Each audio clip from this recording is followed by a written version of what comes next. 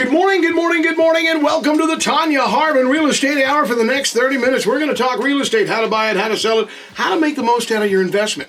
And a lot of times, making the most out of your investment is going to depend on the growth of Abilene, the health of Abilene, including with the fact that we've got all this growth of AI houses. You know what I call AI? So let's go. Artificial intelligence, all that going on. There's a lot of talk about growth. So do we have more homes? How are you doing on homes? Good morning. Oh, I have to say, happy holidays to Tonya. Happy holidays to Tonya. Merry Christmas. How are you? It's the best month of the year. It is the best month of the year. December. All right, December is here, and I know that the end of the year, and I'm always looking, because I'm always doing the research and going into all the difference. I start with the AMA, the JAMA, and then I go into census bureaus and the federal government and everything. It seems like Abilene is growing. And I ain't saying this, but they're either Abilene is growing or we got more cray-cray drivers out there, and they're scaring me. So please, drive nice. Okay, with that said, are there any homes available? I mean, I'm seeing tons of people coming here. Yeah, I mean, there's still a lot of homes on the market to buy. I think the biggest issue right now is people finding rental houses. All right, let's start with not enough homes on the market to buy. Is that what you just said? Yeah, I mean, there's still homes you can buy. Okay. I mean, sometimes a lot of people right now are looking for 4 and 5 bedroom homes because just, put more people in them. But another big issue that we're having too is finding a house for rent. All right, you're talking about rental properties, but homes for sale. What's the most popular price that everybody wants? Always $350 and under. Under $350. Rental properties. Okay. Hang on, I'm gonna get it. Sit down because I don't want to fall over when you tell me. How much is rental property now? Oh goodness, I mean, it's kind of crazy just in how much they've gone up. So it depends on a lot of things now. Are you getting the house unfurnished? So if it's an unfurnished rental and it comes on the rental market, a lot of times there are just so many people looking at it. I mean, sometimes it just depends on how many people. It could even go up a little bit in price, or that, it's just going to be up to the owner if they accept that same price. Or if you are looking for a furnished rental, I mean, I've seen some people with 1,200 and 1,300 square foot homes that are furnished go for $4,000 to $5,000 a month. Wow. $4,000 or $5,000 a month for rental. The highest rental I have seen has been over $15,000 a month. I got to ask. We have today a special guest, a special guest. So we're gonna sing Merry Christmas to us, Merry Christmas to us. We got him in the house. It's the mayor, Mayor Hurt. Merry Christmas to you. Well, good morning. Thank you. Merry Christmas. Yeah, it's a good time of year. It's a good time to be in Abilene. I'm telling you, Abilene is growing. It is insane in my eyes, through my opinion and my thoughts. I'm like, what is going on with the traffic, number one? And I'm not talking about the areas over here. All over town, it seems like there's more traffic, even on 83, 84, I-20. At the same time, Abilene is growing, right? Abilene is growing, and I think we're lucky. A lot of times you can't control growth, and we really can't control the growth here, but it's still more sustainable than when you had your booms in the Metroplex and some of the larger cities. But there are growing pains with it. There are traffic, and there's infrastructure things and the lack of rental that Tonya was talking about, the things that come with the price of progress, the growing pains. And, we just try to look forward. We're getting some new housing studies done through the chamber to look at not only the existing data center at Lancium, but the new one in Shackelford County, and including the B21 bed down, what that's going to look like in 4 to 5 years to try to be prepared a little better. All right, Abilene is growing. I can sense it. I can feel it. Something's going on. And, we had this conversation some time ago, and I was looking up the Census Bureau and things that have been written and some press releases that came out estimating how much growth we're going to see. And then all of a sudden the numbers came out, and I went, whoa. And that's when Miss Tonya Harbin, the #1 real estate agent in Abilene and in the top 1% according to the Wall Street Journal, Tonya says we need to get the mayor in here and find out, because you know about the growth. You got your finger on the pulse of Abilene. Right. Well, I can't predict what the growth is going to be. And, some of the numbers that come out are pretty large.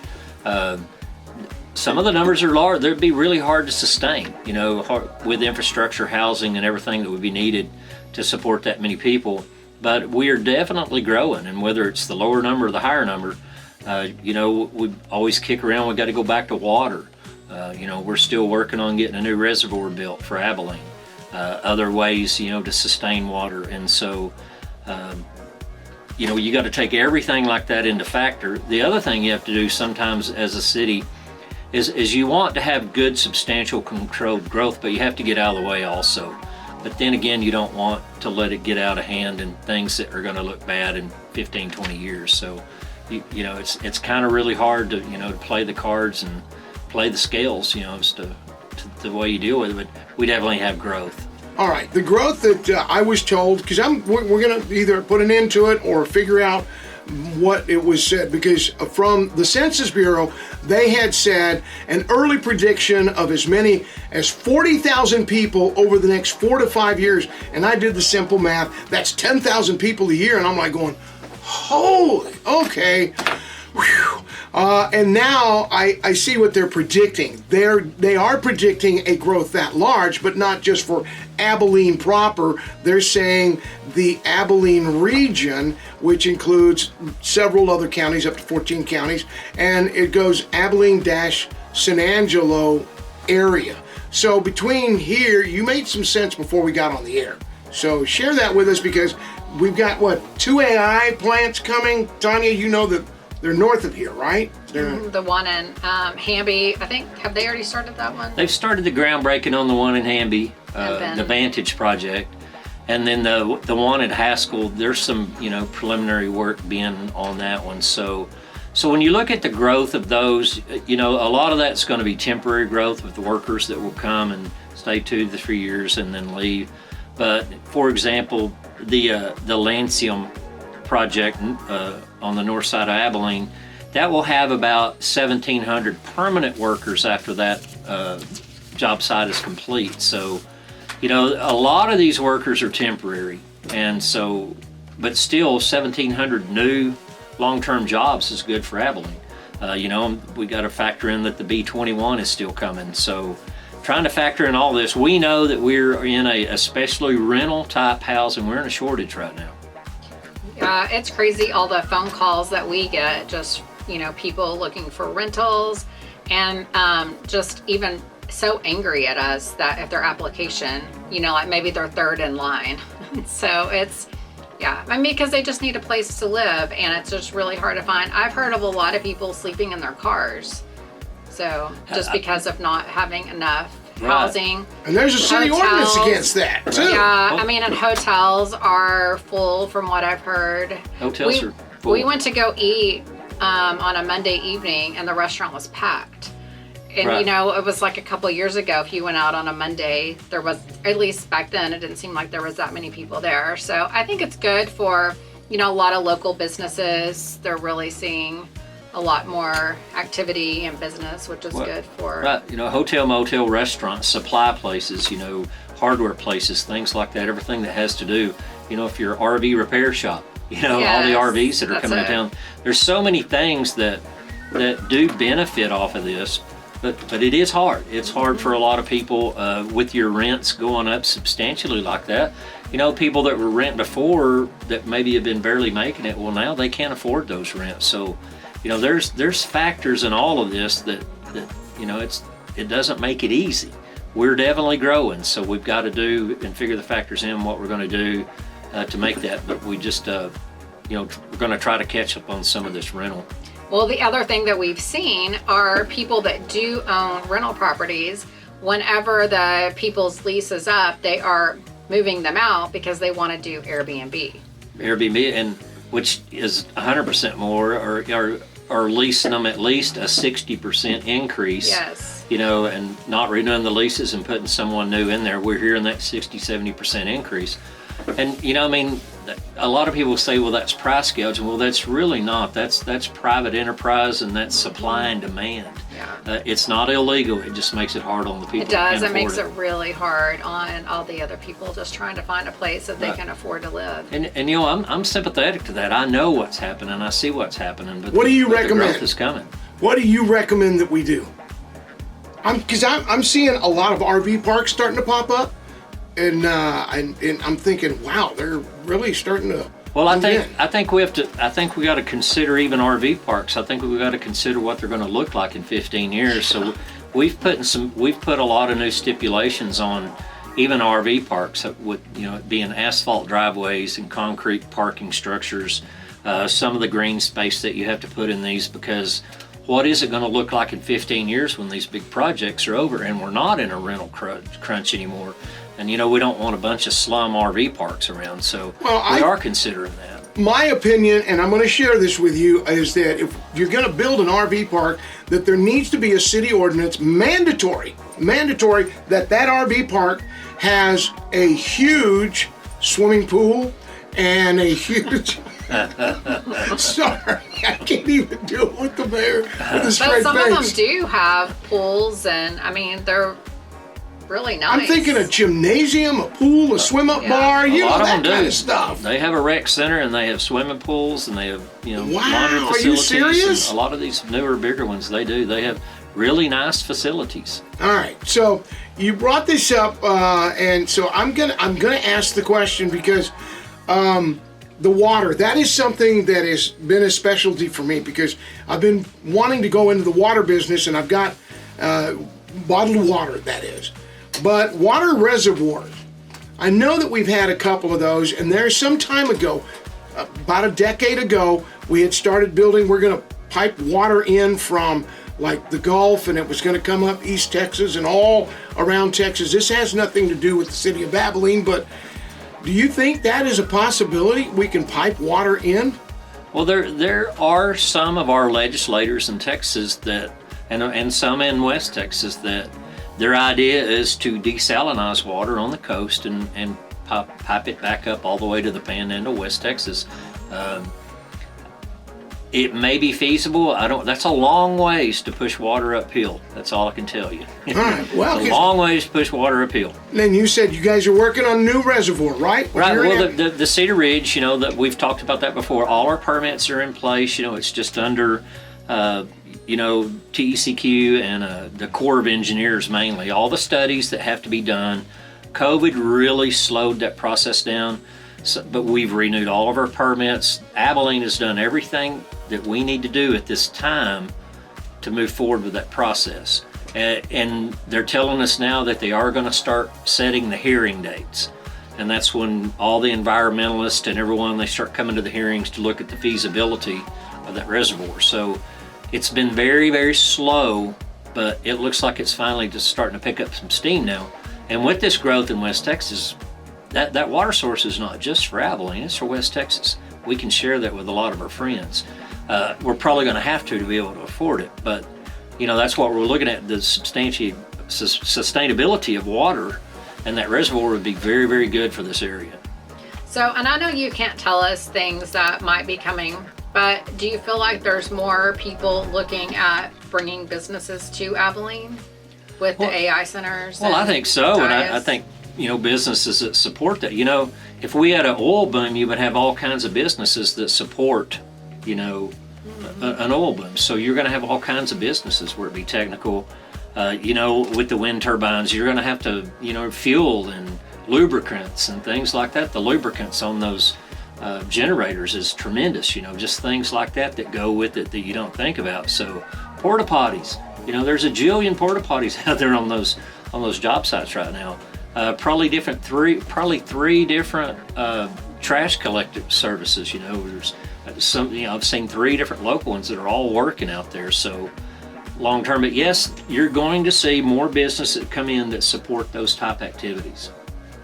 All right, so I'm going back to the water reservoir because my question is, Is it possible to own, if I own the land and I get it all checked out, and we'll deal with the environmentalists, but I want to own a private water reservoir. Is that possible? Or if I have a private water reservoir and say, hey, City of Abilene, how much water y'all want to buy? Yes, as long as you went through the permit service and had everything, you could sell water if you had a private reservoir. I mean, there are some people that own some private wells in our area that have tried to sell, but the water quality is really not there. The cost that it would take to get that water back into quality is really not there, and it doesn't produce enough water to make it worth. And I'm going to bring this up because I know that it's come up time and time again, and I know that we're on the internet, we're on the radio, and we got to settle it once and for all. The city of Abilene has an incredible water department, and that has been stated by the state of Texas when they do the testing of water from different cities. Abilene has gotten, in the last 5 years, if I'm correct, Mayor, A+ rating. Right. Waters it's a funky substance, if you will. And a lot of times our water coming from Ivy, when that turns over and some of the chemicals change, especially on our south end, our South Taylor County customers, that water's going to be a brownish yellow. The water's very safe to drink. It doesn't look pretty, but the water is safe to drink. The water's safe to bathe in, safe to cook with, but it does get discolored at times. But the water quality itself is good. And when we get that brown water, I tend to save the whiskey bottles and refill them and try to sell them to my buddies. Yeah, and that way they keep the kids out of it. Ain't that the truth?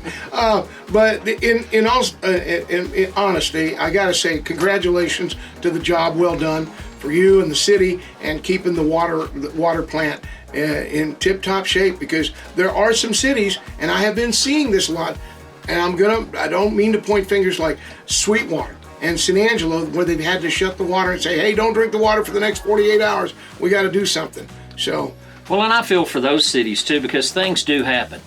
And, we never want to cut our water supply off and say don't drink the water. But things do happen that are uncontrollable at times. But our staff does a great job, and it's nothing that I do. It's our staff. We have a great staff over in that water department. And they work very hard, and they're very conscientious and very proud of the product that they're putting out. All right, so we got good water, and we got some housing coming. I know that we got that big RV park that's going to be coming in, and I've got some friends they bought some land in high trafficked areas and go, I'm going to turn it into a RV park. It's like, oh, better for you. I said, put in, swim up bar, pool. They laugh, but in all sincerity, Miss Tonya Harbin is always looking for something new to come to Abilene. She's a businesswoman. She wants more business. What is the city of Abilene doing, and who are we getting next? Really big. Do you know any secrets that you might just kind of give us? Wink, wink, nudge, nudge. One of them's got. I think there'll be some really cool retail announcements, and it's not just one retail announcement, but there's some really cool retail announcements. I'm really excited that we're going to have a 2-day flight to Denver, direct to Denver, and one to Houston daily. That beginning March 17th, and you can book those flights now. And so I think that's going to help Abilene with the growth, especially with the business aspect of people coming in, working in Abilene. Just getting those direct flights to Houston and Denver is really going to help Abilene. So was that kind of brought in just because we do have so many people working at the AI centers that don't live here? Well, for them to be able to get home? We've been looking at those flights for a long time, but that helped. Substantial amount of flights go to Denver, or people that can go to Denver to California, and that way of the AI people coming in. So, just to know that we're going to have that many more people on those flights helps. And I got to send a shout out to our DCOA, Misty Mayo and her team, and the board of the DCOA, because they're helping make that flight happen. They're making up the difference until this thing really starts taking off. And the DCOA, they're about job creation, but they're getting very creative on how they can use that money and to really help the city of Abilene grow. When we grow, that creates more jobs, so those flights will help Abilene grow. And so the DCOA has been instrumental in helping us bring those flights here.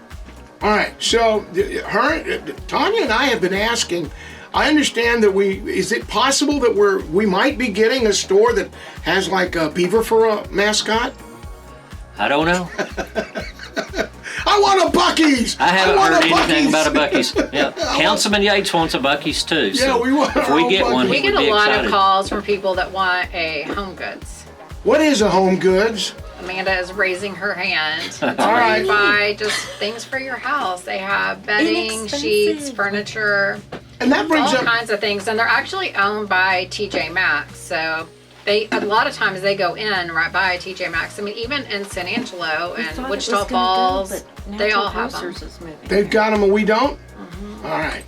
So, no, I'm not going to ask the mayor that. He's looking at me, but yeah, and there's that question. What does it take that we as a city and the citizens can do to attract more of these businesses to come to town? Well, growth, number one, is going to attract those businesses. But the other thing is shopping local. If you get a Home Goods or if you get something like that at Abilene, it's very important that you go shop at them. Get offline every now and then and go in the store, Porch Pirates are changing that. As everybody knows, we've had a problem with that here in Abilene, and it hasn't really been in the news a lot, but we have had Porch Pirates here in Abilene, and they're changing that because people aren't shopping as much on Amazon. They'll just go out and get it. And Caleb, the cameraman, is going, yep, I understand. He's nodding, yes, I understand. So, I mean, we need some more stores in Abilene, right? Right, but we have to support them. Okay. We just have to support them. It's, there's always a big push when we get a new store, and it could be a fast food place, new store. And Abilene's notorious for just bombarding them for the first 2 months, and then nobody goes back. And you have to continue to support these establishments. Well, moving on to something else, still with that, supporting them, I've noticed that a lot of we've had some churches closed down as well. Is that something to do with our population growth, or is it still because of, we had the COVID and everybody stayed home? Yeah. Well, I think there's multiple factors on that. I think you have a younger generation, and I really don't like to get into religious topic, but the way that they worship now, the way you appeal to younger worshipers, I think has changed. Right here. And so appealing to younger audiences with worship and things like that, I think that's a lot of it too. Some of your older, maybe traditional type churches don't cater to the younger generation, and they just run out of followers. So I just don't want our city to get smaller. I love the growth that's going on, and the thing that worries me is, do we have enough water, and are our roads safe? And I know that we had this road tax that came up that everybody a few years ago, that we're going to improve the roads. How is that going? Well, I think it's going pretty good. Before 2017, we were spending less than $1 million on roads. And so with this street maintenance fee that's on your utility services bill, we're spending about $12 to $14 million annually on roads. Wow. Now you think about, since 2019, 2020 is when we started spending that money. Well, with inflation and everything else that's happening, we're still spending $12 to $14 million, but it's only doing about 60% of what it would have done about 5 years ago. So we're still spending that money. We're still fixing roads. The progress has slowed down basically due to inflation. The only way to fix that is raise your street maintenance fee another 60%. So I think we're just trying to spend. Yeah. We're trying to spend it wisely. And we try to spend it all over Abilene. And a lot of times people say, well, those roads aren't bad. Well, a lot of times it's more economically viable to do maintenance on a road before it gets bad than it is to fix a bad road, especially one that's not traveled as much. So if you can really keep your maintenance on your mostly traveled roads, your dollar's more well spent by just maintaining those. And I have to also keep reminding my family members, because I have a lot of kids that daddy, and they ride, and they're grown-ups. They're taxpayers as well. And from the oldest being the dean at Lipscomb University, but my youngest is going to nursing school here in Abilene. And they'll say, Daddy, what's up with these roads and this, that, and the other? A lot of times, or the construction. A lot of times I have to remind them, that's not the city of Abilene. That's the state of Texas. The Department of Transportation. So, Yeah. because we have a lot of Yeah. highways that go through town, correct? A lot of that, and you know the Buffalo Gap construction that took what 9 years. I'm being facetious, but you know Doesn't seem like that. that was a tech stop project too. It's a really good project when it's finished, but boy, that's the price of progress. We keep talking about that. It's the pain of progress. So a lot of those are tech stop, but you know you can't fix it unless you slow it down for a little bit. You know you can't fix them without diverting traffic or slowing down traffic and doing things like that. So I know it's a pain when we fix things, but you know, it's an old cliche, but a lot of people say, you know, you can tell the progress of a town by the amount of road construction they have. So if they have a lot of road construction, they're progressive and they're growing. All right, now onto the real estate part of it. So we're being progressive, we're growing, and Abilene is blossoming. Where are the new neighborhoods going, Tonya? I mean, they're everywhere.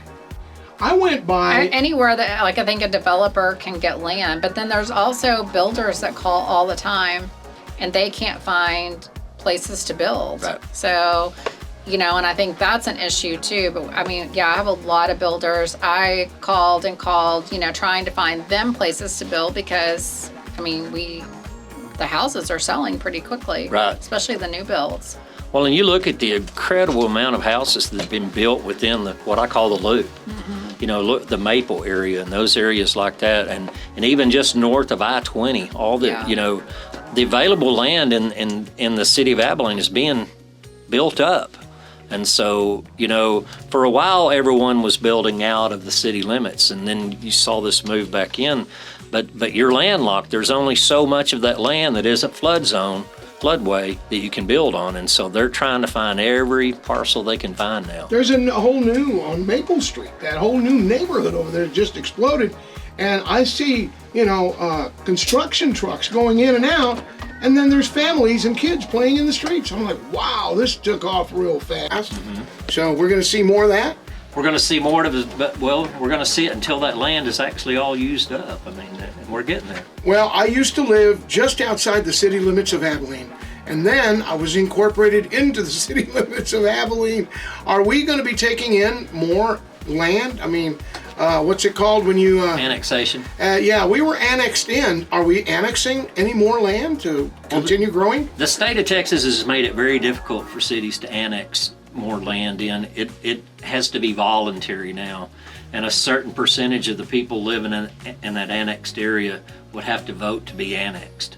So used to we could do, it wasn't eminent domain, but it kind of was, you know, we could annex areas, you know, we had to provide services. So now it really has to be more of a voluntary basis. So all the annexation from the Lancium project, that was all voluntary annexation. So there are parts of Abilene that are right on the city limits that would be wonderful annexation, but it would be up to the people living there. All right, before we run out of What would time. be their benefit? Fire, police, Yeah, that's what I was going with. Public safety. Do we have more. that? Do we have the men and women that we're going to, if we're going to annex in this part, we're going to need a new fire station over there. Well, we got a brand new one out there on the south side, so. Yeah, but what I'm saying, do we have the men and women inside the fire department within the city of Abilene already, or will that take into hiring when we annex more We're in? continuously hiring. We're generally pretty short on PD, police. We're almost up to the right number for police. It's a struggle hiring these guys. You know, it's hard to be a police officer nowadays with the scrutiny that you have to go through. And so fire, we keep them pretty well hired up, but when you build a new station, you know, you got to put a lot of new people in that. So. But that station is right by Potosi. So if somebody lives in the Sawgrass subdivision, which is just down the road, that's outside of Abilene, if they had a fire, would that fire department service them? They would, but you would get the request from Potosi. Is kind of the way it works. Oh, okay. We're gonna know. They're gonna I mean, go. It's I in was the just wondering if ETJ. you're like, no, you're outside It's of in the Abilene. ETJ, but, we're gonna let your house burn down. Yeah. Well, I mean, I there didn't are- think that they would, but There I are some still, cities that have let that happen. So. Yeah, so that I was just making sure. I mean, because it's right there by like Sawgrass and can't remember the other one, Mockingbird Hill, I Right. think is what it's called, Yeah. something like that. All right, so we're run out of time, but I'm going to end it with this. I happen to know with several friends, and I had a morning show partner for the longest time who was the assistant chief of the fire department at one time, Mr. Beretta. I know the heart of a fireman. If a fire breaks out in the neighborhood right down the street from them, you know what the first thing they're going to do? They're going to go. They're going to hop on their horse and they're going to go help. So there you go. Tonya, thank you. Any open houses this weekend? Always open houses on our Facebook page. All right, Facebook at Tonya Harbin Team. Mayor, thank you for what you do. Pleasure to be here. Once again, I hope I didn't cross the line with some of my questions, but I thought they were facetious, so thank you very much. Mayor, thank you for what you do, and thank you for the city, and to the city. Thank them all for us. You bet. All right, you've been listening to the Tonya Harbin Real Estate Hour. I still want a Buc-ee's. I still want a Buc-ee's. All right, this is KYYW, Abilene, Texas. Oh, by the way, start packing. You're going to be moving soon.